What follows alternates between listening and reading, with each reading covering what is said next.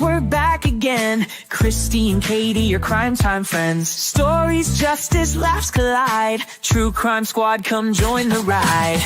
Grab the clues, let's take a stand. For victims' voices, hand in hand. True Crime Squad, it's time to shine. Season 6, your turn, your time. True Crime Squad, where justice meets hilarity. Hey everybody, and welcome to the True Crime Squad. This is Katie Weaver, here with my sister, co-host, and partner in crime, Kristi Brower. Hello. Hello. Hey everybody. Do you notice anything different about me? You're not wearing any glasses? You No. have bangs. I've seen that. Okay, well, the answer is no, you don't. And that's good news, because I trimmed my own bangs, and you can't tell. See, she would never admit this if they, in fact, were screwed up. No, I was super careful, but we still have some shears, because our dad was a barber, and so we're not classically trained, but it's in our blood, right? However, we still have shears from him that were his from the barber shop. And I gave him a little test this morning. They're still very sharp, and I trimmed my own bangs. Scott was watching it in horror, but everything turned out just fine. Sure. So there you go. Well, I'm glad you didn't make him do it, because I know you threatened. Oh, he refused. He flatly refused. He said, "There's no way in hell." Well, he's like, "I will mess that up and be in trouble. There's just no way." You've gotten much better at it than you were in high school. Let me just put it that way. It's true. Katie has a history of messing up her bangs, and then our barber dad noticing. Did you trim your bangs? Even into my 30s, this man would look at me and be like, "Did you cut your own hair again?" Yeah. God, I'm 35, but... But he was like, "I am a professional barber. Could you please just ask me so that they're not, like this?" Yeah. He felt like that was not a good look for a barber's kid, I guess. But it was a little embarrassing for him. Yeah. When he was on hospice, and we were taking care of him, and we'd take turns, being at his house and whatnot. And I live across the street, so I was over there a lot. And I walk over there one day, and he's got his shears out and a barber cape and like all this stuff. And I'm like, "What's going on?" And he's like, "Oh, I just want you to shave my head." And I was like, "Dad, no, that's a horrible idea." And he's like, "You'll be fine. It's just shaving my head. Like, it's not hard." I'm like, "Somehow I will make this look stupid." And he's like, No. It'll be good." He was bald anyway. He didn't have a ton of hair. And he'd been on chemo for years, so he really didn't have a ton of hair. But what he did have was kind of poking out everywhere. So I just, I did what I had to do and just put on my big girl panties, and which wasn't hard because I'm already a big girl, so they were on. And, and I shaved his head, and sure enough, I missed some spots that were patchy and looked stupid because I didn't dare get so close to his skin, like around his face and stuff. And his barber brother had to come over and clean up what I'd done. I was like, "That's it. I told you. Not cutting your hair again." Yeah. We have uncles that are barbers. We have cousins that are cosmetologists. Our dad was a barber. It doesn't mean we know how to cut hair. No. It just doesn't. And there's plenty of professionals in our family. Yeah. I have 2 sister-in-laws that are also cosmetologists. So, when you just want to trim your bangs super quick, it can go south so quickly. So quickly, yeah. I'm not going to tell my girls. More like north, really. No, real north. I'm not going to tell my girls because I know when I see them this weekend, they will be like, "Wait a second. Are you sure those are even?" I don't think so. You just know. Yeah. But I actually have you about everything. Everything. I do have. Oh, yeah. When Taya was in high school, one time, she looked at me and said, "I thought I told you to throw those pants away." Yeah.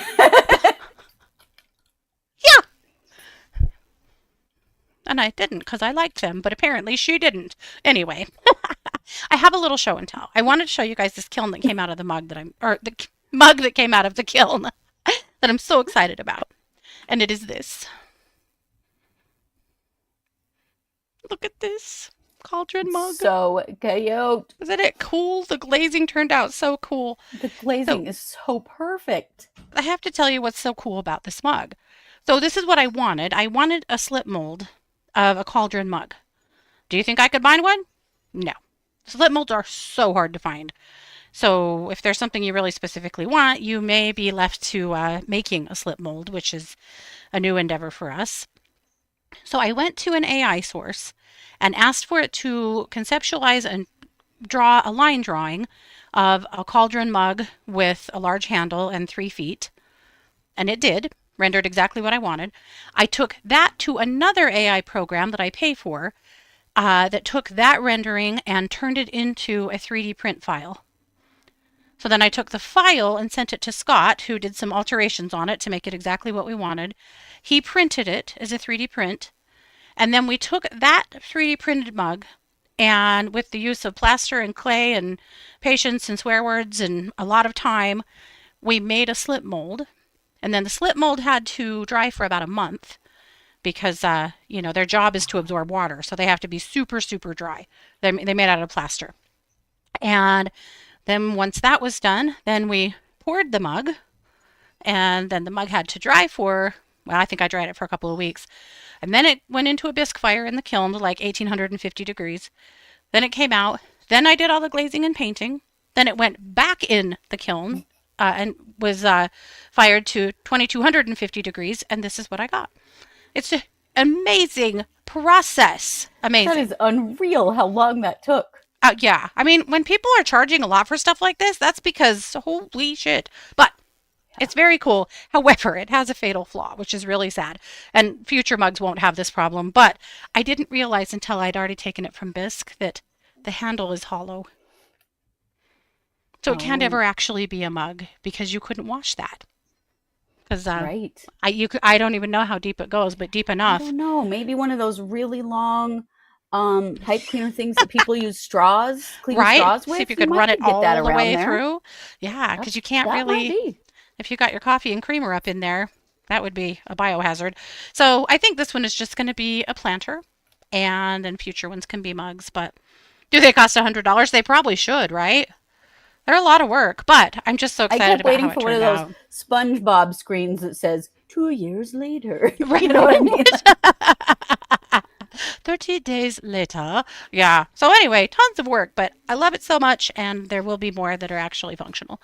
So that is way cool. Yeah. That's a good idea. Make it into a candle. Yeah. This one's just going to go to our fair, and I'm just going to make it really clear to whoever buys it that it has to be a planter because you don't want to be selling stuff that's supposed to be food safe that isn't. Right. Because caramba. Yeah. Anyway, there you go. Well, that is very cool. Yeah. Well, crimers be criming. Oh, Lord. Have I got a story for you guys today. But before that, you're going to kick us off with a crime news update. Yeah, it's actually 2 crime news updates.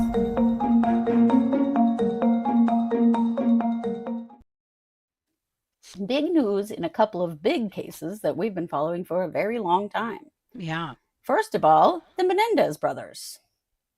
Well, as we know, their attempt at parole failed for both of them. Well, now their bid to get a new trial has also failed. Whew. They were trying to get a new trial based on new evidence that their murder convictions were unjust and that they should have a new trial. Mm-hmm. The LA Superior Court Judge William Ryan is the judge who ruled on this, and his decision was to deny the writ of habeas corpus. 2 items of alleged new evidence upon which the brothers relied, and that's really what their whole request came from, did not meet the legal threshold for granting a petition for a new trial. Oof. Basically, the court finds that these 2 pieces of evidence presented here would not have resulted in a hung jury nor in the conviction of a lesser instructed offense. Mm-hmm. So the Menendez brothers, really the only thing they have left is clemency granted by the governor, Governor Newsom, although I think it's unlikely that he would go against his own parole board. Well, at one time I thought he might, but he seems to have presidential aspirations, which makes me think he probably won't. Probably won't. You know, it's not that often that I'm pushing for the release of prisoners. In this case, though, I just feel different about it. Right, the first trial was hung when they presented all of the evidence. The reason I feel so strongly about this one is because in the trial that convicted them, they would not allow them to present the evidence of being sexually assaulted. And there has been more evidence come out against their dad since then. The way we treat sexual assault in general in the U.S. is really disgusting.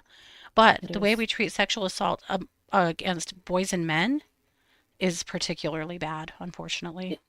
It really is. It's all bad, don't get me wrong. Now, they were granted the right to be resentenced, and so that made them eligible for parole to begin with. And so they have, I think in 3 years they have a chance for parole again. So they're not completely shot down, but they are for now shot down. Wow. And they had many family members who are elderly who were really fighting for them to be released before they pass away. Yeah. And at this point, it doesn't look very good that that's going to happen. So, right. And Dr. Ann Burgess testified on their behalf in their first trial and was not allowed to testify in their second. And that is a huge red flag for me. Thank you, Jennifer, for mentioning Dr. Burgess, because I think that was a really big red flag. That this is her area of expertise. Yeah. And she did feel that these boys feared for their own lives. And she did feel that the extreme abuse had an impact on their decisions that they made to kill their parents. So that's where they are at this point. So not good news for them. No. In other crime news, we have Luigi Mangione. Yeah. And Luigi Mangione actually has good news. And if you remember, Luigi Mangione is the man who killed who was accused of murdering the CEO of United Healthcare. One of the things that he was charged with was terrorism. And I will say that we called this from the very beginning, that there was no way that those terrorism charges were going to stand. There was no actual evidence of terrorism in this. It was a murder. Some call it an assassination, but there was no evidence that there was an intended terrorism element of the crime. And a New York judge has agreed, and he has tossed the terrorism charges against Luigi Mangione. Yeah. Yeah. So, as they should have. Yeah. It eliminates the top 2 charges in his state case, which actually spares him of a mandatory life sentence without the possibility of parole. They also say that that the evidence that was presented to the grand jury was insufficient to amount to terrorism, which is pretty interesting. Yeah. Now, he is still facing a federal charge that does have death penalty attached. The problem with this is that the feds and the state are trying to charge him, or trying to try him at the same time. Neither one of them have backed down. And there are concerns that this might be considered double jeopardy. We don't know yet what that's going to be. Well, the problem, Paula, is that there are standards for proving first-degree murder that they haven't met, which is why it's been dropped down to second-degree murder. You know, just because it's a very public killing of a public person doesn't mean that the rules and laws don't apply. Right. We're seeing this in Luigi Mangione. We will likely see this in other cases going forward. Definitely. That you can say lots of stuff in a very heated situation like this one.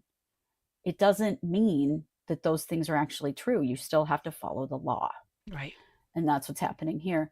What federal crime? So he's being charged with murder in federal court as well, because he crossed state lines. They actually found him in another state outside of New York. And so they're using the fact that he crossed state lines as a part of his crime in fleeing to charge him with a federal crime. Now, in reality, is that really a federal crime? Probably not. In most situations, this would be considered a state crime, and it would be handled by the state of New York. But But a there's Richie dueling Rich got killed. prosecution. Yeah, so Yes. they're A trying rich guy really got hard killed, to make so this a federal crime. Yeah. they are. Will that continue to hold up? I don't know. I Hard don't to know if it say. will. But we've had questions all along about whether the federal case would ever hold up, and huge questions around how they could prove that this was terrorism. Right. It just wasn't. Well, my thought So, has been, and it remains, unless you're going to start every school shooting as terrorism, how dare you charge this as terrorism? agreed. Agreed. But what do I know? I just podcast over here. But Right. It's very interesting. But we shall see what happens. Really, they've got to decide right. who's going to try him 1st Yeah. because it could be considered double jeopardy if he's tried both federally and state for the same charges. Yeah. Now, usually what happens is that the state tries first, and if there is justification for a federal crime, it will be a different crime than the one that the state convicts someone of. For example, in George Floyd's murder, Derek Chauvin was convicted of the murder in state court, and then he was convicted of a federal hate crime in federal court. Right. Yeah. So he was already convicted of the murder, then tried for a hate crime in which he was convicted. Yeah. And that's how that works. So it's not double jeopardy. So someone's not going to Right. trial for the same crime in both jurisdictions. Right. Now, he's charged in both state and federal for now.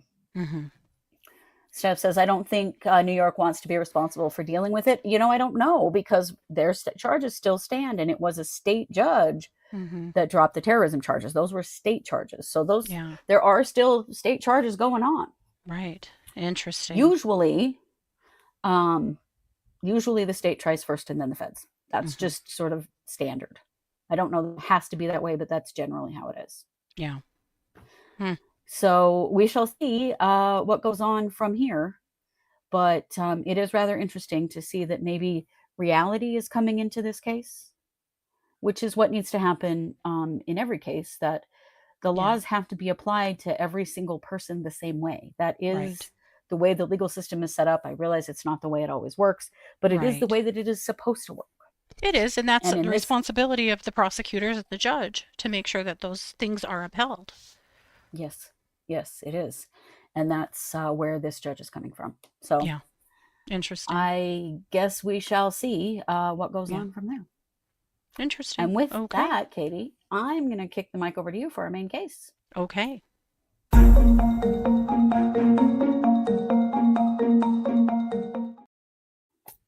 I'd like to introduce you to this not genius Michael Scaletta right here. His name is, Michael Scaletta, but he also went by Mizzy Scaletta. Mizzy, Michael? Mizzy, yeah. Gotcha.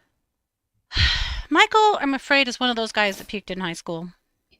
Oh, boy. And then really could never quite get his groove. Back in 2016, Michael caught a charge for perpetuating hoax by use of false bomb or device. Oh, boy. Yeah. Well, that's not good. And he was convicted of a felony, and he did do 185 days in lockup for that. Okay. Now, there's a little discrepancy between reporters, because some reports are saying that happened in Maryland and others are saying it happened in North Carolina. So I can't tell you for sure where, because it seems to really have happened in North Carolina, but there's conflicting reports, so I'll tell you that. But that doesn't really have anything to do with now. He served his time, he went out and started doing life, and he moved to Washington State. Clear across the country. And as of late, he's had a job as a security guard at a homeless shelter, actually, using a wand to, search for weapons and things like that, checking people in and out of the homeless shelter, as well as other things. but he also has picked up a bit of a hobby on the side. So I think I'm just going to show you the video so that you can get a sense of what this hobby might be. This is a cop cam, and then we'll talk about it. Okay. Well, I need clean, and this guy 24 hours is grey t-shirt. You said he works here. No, no, grey t-shirt. No, this guy. Who are you asking to leave? I call, and this guy 24 hours here in the door, and Okay. he left. And every customer say, He just needs to leave? yeah, no more, yeah, brother. He's Okay, man. 24 He needs to hours. Where?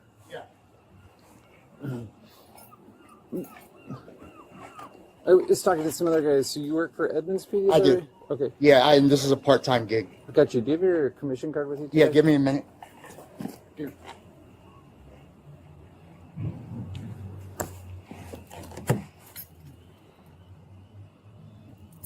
Stick with me here. This is going to get super interesting. Okay. No, didn't find it? Sorry? No, he's going to. It's in my other bag. Oh, okay. It's he's grabbing it now. Okay, I how long have you been apologize. working for the Salvation Army? Sorry? How long have you been working off duty for the Salvation Army? I'm here almost every other week. Every other week? Yeah, Okay. and then I also work down at the KRM. Okay. And what's your full name? Mezzy Scaletta. Mezzy. M-E-Z-Z-Y. That's your- S-C-A-L-E-T-T-A. So your first name is Mezzy? M-E-Z-Z-Y. Correct. And Scaletta? S-C-A-L-E-T-T-A. Okay, what's your middle initial? Anthony. And 81076. As soon as he gets back, What's a good phone number for you? Is it a loaded firearm that you have with you, Mr. Scaletta? correct. Okay, can you put your hands on the car, please?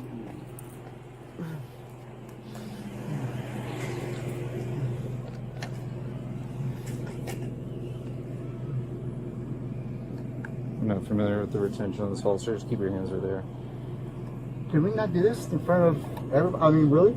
Yeah. You're doing just fine keeping your hands on that. Yeah. I appreciate it. problem, man.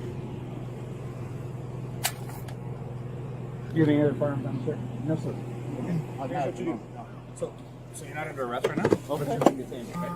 Yes, sir. Wow. Yes, please. Mr. Scaletta, you have the right to remain silent. Anything you say can be used against you in the court of law. You have the right to time to talk to a lawyer and have him present with you while you're being questioned. Now, if I afford to hire a lawyer, one will be appointed to represent you before any questioning if you wish. You can decide at any time to exercise these rights, not answer any questions or make any statements. Do you understand? So we might have called Edmonds last night. The sheriff? What? We might have called Edmonds PD last night. Yeah. Not on the payroll. Say it again. You're not on the payroll with Edmonds PD. Is it okay if I go through this? Yes, to- please. to Good find night. this? And then I can call my phone. Waiting for tonight. Go ahead when you're ready. It's a FN brand firearm, serial number 386425442. The only reason I was walking away is I was going to be like, hey, we've got possible criminal impersonation here. This guy's armed. I was just going to maybe wait for one or two more. I know, That's all I was he was getting weird. making me real uncomfortable, Gotcha. so And I just wanted to... I picked up on that. I just wanted to let you know. Yeah, no, you're good. I was just going to dip and be like, this is what this No, is. I know, but... Keep one or two more coming. And then I was going to come right there. Oh, gosh. Okay, so tell me what happened in 2015 with Baltimore PD. The riots are I think you know exactly what I'm talking about. The unit, yeah. I worked in the Eastern Prison. They were fun. We all knew what they were doing. We knew what was going on. It's a matter of time. And we already had, we knew the feds were there. But you keep your nose clean. You don't have to worry about. Well, I'm talking about the offense where you were arrested in Baltimore City. Me? In 2015. I was arrested. I wasn't arrested. Never been arrested. Never been arrested. Never once. Never. Oh, buddy. Never been arrested. So when I searched you in our police database, and your name and date of birth come back with an incident in 2015 with the District of Columbia, which is obviously Washington, D.C. That's DC. Yeah. You said no. Go, take me on atheist right now. Never. I don't. Sorry, no. Sorry. Okay. In It's not working, 2015, man. he was involved in like a SWAT incident where he barricaded himself inside and had like a whole like threat of like blow the place up. So it was like a bomb threat. SWAT was involved. They came out. He was detained and arrested in District of Columbia. That was from Lynx back in 2015. He's saying that he retired from Baltimore City Police after doing like 24 years or some shit 4 years ago, which he's a convicted felon. He wouldn't be retiring 4 years ago. And then he's saying he got a job out here, Thurston County, was only there for a short time. And then he initially said he was working for Edmonds PD for 18 months. And then he said he has 18 months left on a 2-year contract with Edmonds. What's that? Let's remove the gear. Let's solve that problem. He has a badge that says Detective Edmonds on it. So the officers that were working last night went the extra step and called the Edmonds Police Department. They've never heard of him. He's not on the payroll. So between showing up on scene with commissioned officers, saying he's a cop, having blue emergency lights, and then this morning approaching me saying he's police, wearing a police vest. Right. Yeah. And then furthermore, today he was carrying a firearm. It was unloaded. He's a convicted felon. He can't have a firearm. So he's going to jail today for criminal impersonation of the second degree and unlawful possession of a firearm. This is insane. Because we just arrested a guy for impersonation of a police officer. So he's dressed like us. He's got a badge like us. Oh, this police guy? Yeah. He had a gun on his head. He's all night here walking. All night here? Yeah, all night. He's walking and around here and in this side and badge and weapon. This and 3-4 times he's come inside. Inside the store? Yeah, he's around purchase some drink. Yeah. And I call for one some people here 24 hours. So I call 911. Your colleague is come. Okay. So he's together come. And he say here is lot of people is arresting, so I come here and extra police and this he stop. He told you he was a police officer? Yeah, he's uniform. But did he actually tell you that he was a police officer? I don't know, but 2-3 customers, na, so he is talking customers there. He was talking to customers? Yeah, customers inside. And he told them that he was a police officer? Yeah. Okay. Not a cop. Oh, buddy. Never been a cop. Always been a problem. Holy shit. He was walking around at night in his area pretending to be a cop and doing cop things. What the hell? They don't really know at this point how long this has been going on. The homeless shelter was like, no, he's not supposed to be armed or dressed like a cop. For us, we have a uniform. And so, no. Yeah. So, I mean, what was he really up to? Right. He also had a vehicle. This is his vehicle, and it was fitted with flashing red and blue lights. He had been amongst the police, it sounds like, a couple of times before they realized that he was not. He would just claim to be an off-duty officer from another town.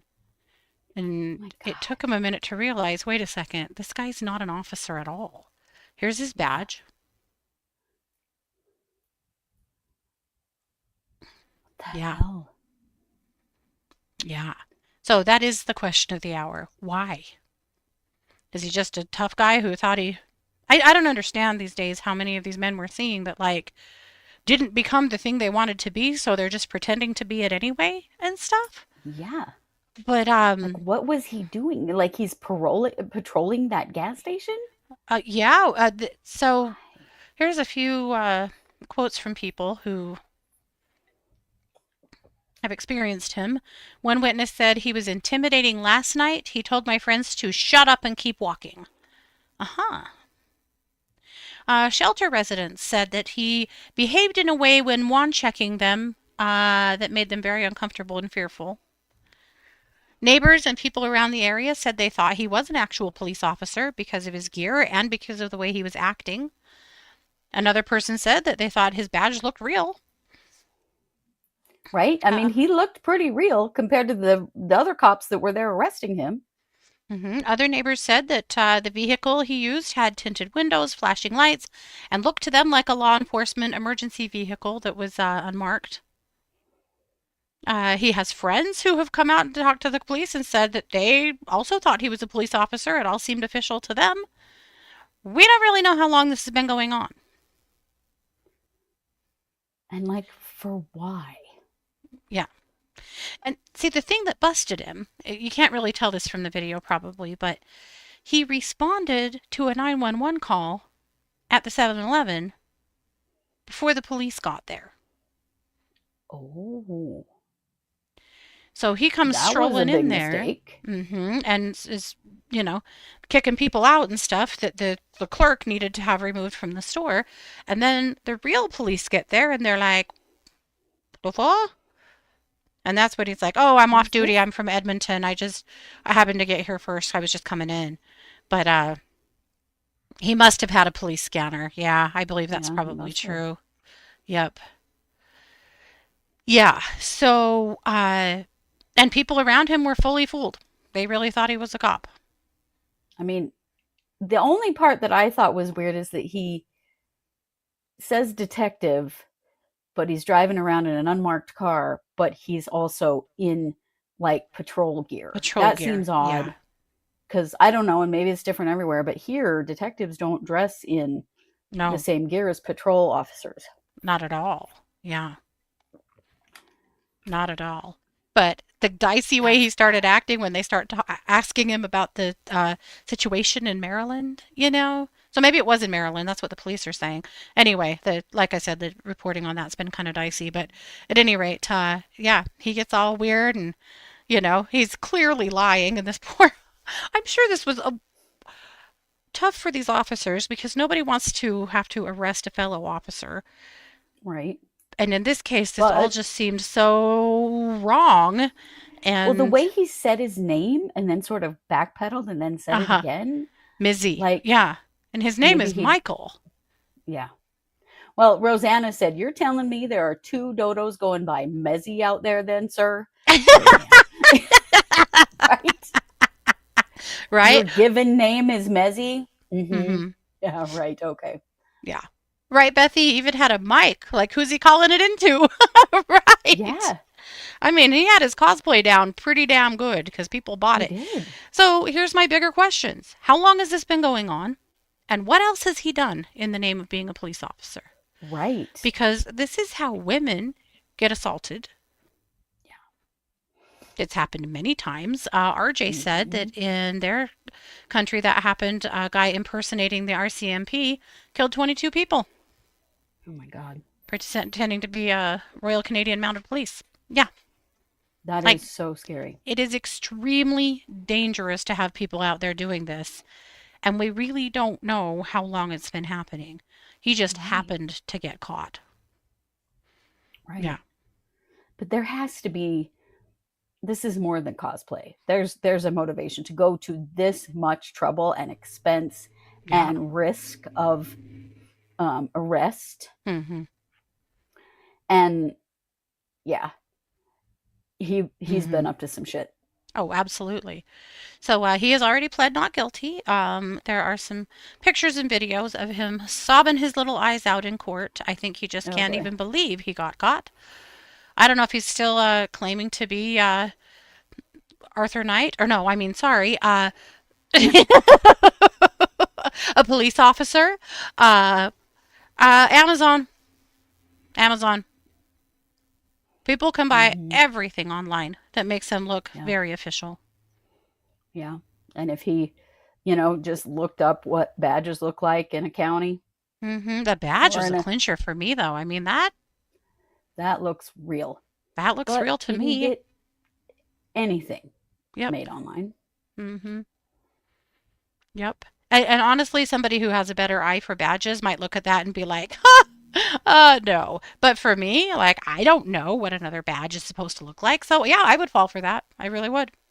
Mm-hmm. This is Edmonton, Detective Edmonds, or not Edmonds, Yeah. from the Edmonds Police Department. But this is Detective 360. I would believe that in a heartbeat. Right? I would have no reason not to. Yeah. So That is we'll keep an eye on this one marching through the courts. But I thought you guys might get a kick out of watching the cam, because I did. The police were like, wait a minute. Well, and you can tell at first some of the other officers are like, why are we arresting him? And this guy's like, because he's not a cop. Yeah. Wow. Wild. Yep. So we'll keep an eye on it and see what happens as it marches through the courts. I mean, his biggest problem is going to be probably that, I mean, it's a felony what he's doing, but also the gun charge will get him. He's a felon packing that big gun. Yep. Bethy says he wanted badge 69, but it was already taken. You just know at least that's he didn't true. say his name was McLovin or something like that. True. No, it was Mezzi Scaletta. Yeah, it has a real like New York cop name kind of feel to it, doesn't it? Yep. So, Michael, you're an idiot. So I think you're probably where you need to be right now, because you are not a safe person. With that, I'm going to kick it over to you for our last segment, which is racial injustice.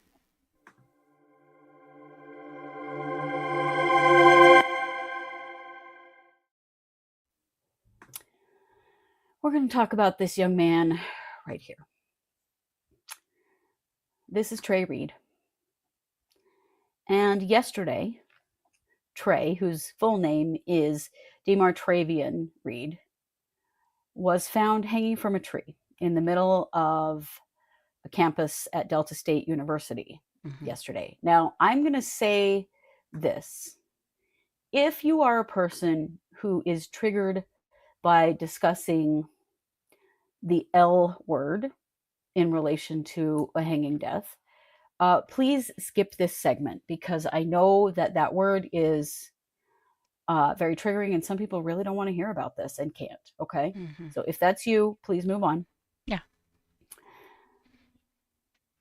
Black people, particularly young black men hanging from trees in the South, have historically been something we know as lynching. Yeah. Now, we don't know if this was a lynching, but what we do know is that even though this young man was found only yesterday, that the police and the coroner are coming out already to say it is a suicide. Now, if you know, or any African-American people, or are an African-American person, you know that as a rule, suicidal people who are African-American don't hang themselves. And the reason they don't hang themselves is because they won't lynch themselves.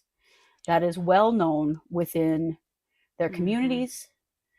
And so it is always concerning when a young black person is found hanging from a tree. Yep. This is only a 24-hour-old situation, and it's already being called a suicide. The concern that I always have with these, and there are several of them that happen a year, is that they're always named a suicide very quickly, too quickly. Way too quickly. Way too soon for there to have been a full autopsy done, a full toxicology, a full investigation of this person and their life and everything that happened leading up to them being found hanging from a tree. They will inevitably be called a suicide. Absolutely. Maybe this is. I can't say that it isn't. What I don't understand is why this happens so frequently, that a death like this with a young black person will be called a suicide almost immediately. This has happened over and over again. We've covered other ones. Oh, yeah. I was And it thinking is a about that one in big, Texas, that girl. yes, it is a big concern. I think that our justice system, it's kind of like how young Native American girls just wander out into the wilds and lay down and die of Exposure. Yeah. exposure. It's the same thing. It means we're not really going to look into this. Yep. We're not really going to investigate this. This isn't that important. This person isn't important. We don't care. We're going to name it the easiest, fastest thing possible to be able to move on. Mhm. And Trey's family is very concerned. They feel like that's exactly what's happening. And there are a lot of fears that the truth of this young man's death will not be actually investigated. Yeah. And that's why I call this racial injustice. We don't know what the actual outcome is here. But what we do know is that it all got done too quickly for there to be a real investigation. Yep. So why are we saying how this young man died and making a definitive statement like that without all the evidence, without all the information? Why? Right. This We happens see other to young black investigations that people. take 9 months, a year, at Right. least a Before- look into their background, something. Right. Yeah. There's not a lot of guessing at cause of death in most, white cases. Well, there Mhm. is in black cases. Yeah.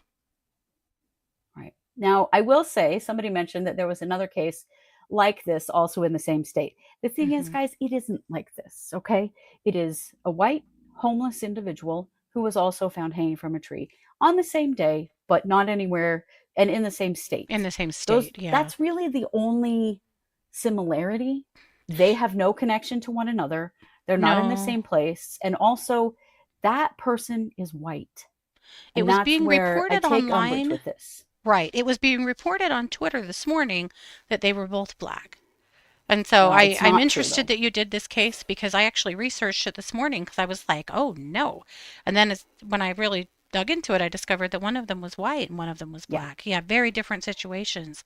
Yeah. Coincidences can happen. And I'm not saying there's Mhm. can't be a connection. I think, though, when some people are saying, oh, this is exactly the same thing, it really is not. Yeah. And it's probably not, but they did rule the other as a suicide as well. Yes, this Yeah. was a homeless person, so another group of Mhm. people that gets no attention from the legal system. Right. The homeless community. And Yep. so that is a similarity, but there's no Mhm. connection between these two people, and there's no known connection between their deaths either so far. I'll Right. put it that way. But it's absolutely possible that that was another death that needed more investigation than it had. It is. Yeah, It because is. the That's homeless very community, possible. I get Doesn't absolutely get no help or respect in that no, aspect. Yeah. not at all, not at all. But to connect these two, I think, is a pretty big stretch, at least at this point. Hmm. But we'll see. Trey's family is pushing hard for more investigation. They want I'm this sure. to be treated as a suspicious death Hmm. with real investigation and not just, oh, it's a suicide. We don't have to deal with this anymore, Yeah. which is what's happening. Yep. And you're we've seen right. so many It's other we've times. oh God, how many? How many? And if it's not the authorities, it's the press. Right. Do you guys remember when our cousin's husband disappeared? And he was Yeah. gone for all those months, right? Yeah. And when his body was found, East Idaho News immediately reported it as a suicide. Yeah. It had not been deemed a suicide. They were waiting on an autopsy. Our cousin received no answer about the cause of death for about 6 months before Right. she was able to finally get a death certificate. And you know what he died from? Exposure to the elements. Yeah. It was not ruled a suicide. I mean, when it happened, I went up against East Idaho News and made them retract that, and they did, kind of. But they left a big portion in their article about if you're feeling suicidal, this is who you contact. So, Right. not so much. It was. But they just immediately did that to our cousin's children, to her, to all of their family and friends, just reported it as a suicide because that was their opinion. And that was not the final outcome at all. That No. was simply a guess. Yeah. And I feel like that's what's happening here too. Now, this has been reported by the coroner. Mm-hmm. but that's without an autopsy. Yeah. And they say there is an autopsy pending. I hope that is in fact the case. Mm-hmm. So that Trey Reed's family can know what really happened here. Yeah. And not just make an assumption. Yep. Yep. I So certainly much hope love so to Trey too. Reed's family and friends and all of those who loved him. And we will keep an eye on his name to help put pressure. Reporting things like this, what we're doing more than anything is helping put pressure on the powers that be, that there are people watching and paying attention, and that you better investigate this. Yep. We do that along with lots of other people to try to help make sure that people don't get forgotten. And this is one of those cases where this person could get forgotten. Absolutely. Yep. Yep. Okay. Well, there you have it. Well, what a crime day. So we will be back tomorrow night at 6 p.m. for case updates, for our regularly scheduled Wednesday night case updates. And then we'll be back directly after that at 7:15 for the watch party. So if you want to attend the watch party, we're watching Unknown Number, the high school catfish.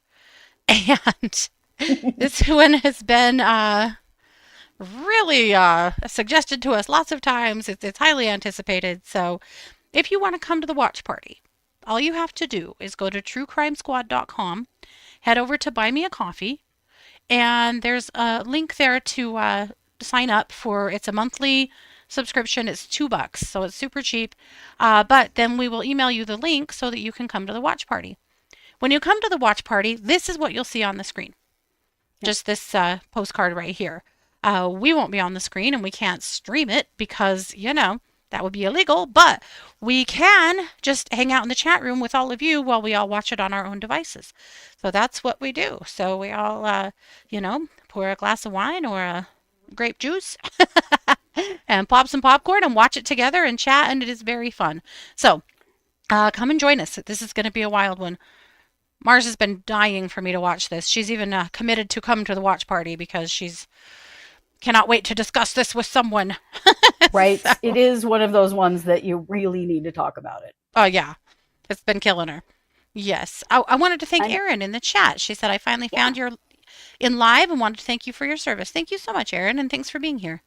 Yes, absolutely. Yeah. So again, that'll be at 7:15. And then Thursday will be our last show of the week, we think. Little bit of logistics because then we're leaving directly on our trip, and so we think we'll be here on Wednesday or on Thursday at 3. We'll let you know for sure tomorrow. Just kind of waiting to see what our travel companions' plans are as well. But that's our intention. And then, of course, if you are in the Spokane-Tacoma area, or not Spokane, the Seattle-Tacoma area, we will be having a meetup on Sunday at noon. Tacoma Pizza at noon. At Tacoma Pizza, yep. So if you want to come and meet and greet with us and have lunch and hang out, that would be the time to do it. Absolutely. Very good. All righty. What you got? We done? I think we're good. We're done. All right. Everyone go touch some grass and stay off the internet. This has been yet another production of the True Crime Squad. Bye, everybody.